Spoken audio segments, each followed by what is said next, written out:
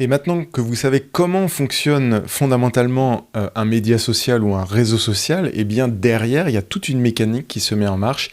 Et c'est donc aussi pourquoi on nous a autant parlé et qu'on nous parle régulièrement de l'intelligence artificielle. C'est que derrière tous ces processus, il y a énormément d'intelligence artificielle et de ciblage qui permet aux réseaux sociaux où vous êtes inscrit d'essayer constamment de savoir qu'est-ce qui vous intéresse et qu'est-ce qui pourrait vous suggérer pour que vous soyez le plus de temps possible sur le réseau social en question. Et donc là, je vous représente un petit schéma simplifié où chaque utilisateur est un rond et connecté à d'autres utilisateurs et chacune de ces actions va impacter les autres utilisateurs auxquels il est connecté. Ça, c'est la version simplifiée.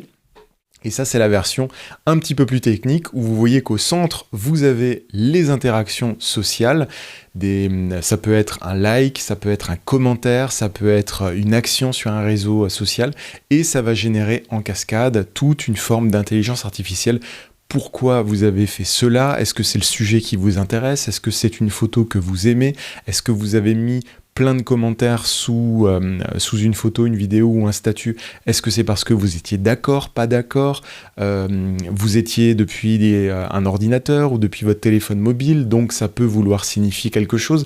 Et donc à partir de là, vous avez un ensemble d'informations qui est collecté par les réseaux sociaux et qui sont interprétées pour pouvoir vous faire des suggestions les plus pertinentes possibles. Et c'est pour ça que si vous vous inscrivez, que si maintenant vous créez un nouveau compte sur Facebook et que vous vous connectez ne serait-ce qu'à une seule personne que vous connaissez, le réseau social Facebook notamment, en quelques minutes est capable de vous suggérer des personnes que vous connaissez vraiment ou que vous avez déjà rencontrées alors que vous venez de vous inscrire et que vous avez juste rejoint une personne ou une page.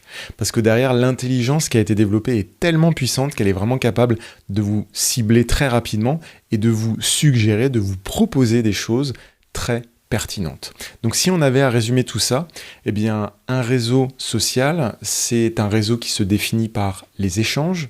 Certains c'est des statuts, d'autres ce sont des messages limités à 200 environ 200 caractères comme sur Twitter. D'autres ce sont uniquement des photos pour Instagram. Sur LinkedIn, c'est le CV, c'est vraiment le côté professionnel. Donc chaque réseau social se définit par les échanges.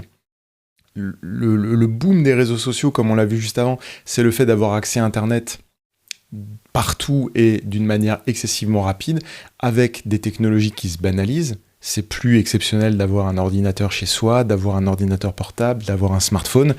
Il y a des adhésions par millions et on a effectivement un mélange des générations. Vous avez des générations qui sont nées sans Internet, sans ordinateur, d'autres qui sont nées avec le début d'Internet, très lent, sous pseudo, et vous avez les nouvelles générations qui sont nées avec les réseaux sociaux et qui n'ont pas connu ce qu'il y avait avant. Donc vous avez vraiment un ensemble de personnes qui sont reliées aujourd'hui grâce aux réseaux sociaux, qui peuvent échanger de manière permanente et illimitée, et c'est ce qui nous permet aujourd'hui d'avoir des réseaux sociaux aussi massifs en termes de nombre d'utilisateurs, ce qu'on voit dans la vidéo suivante.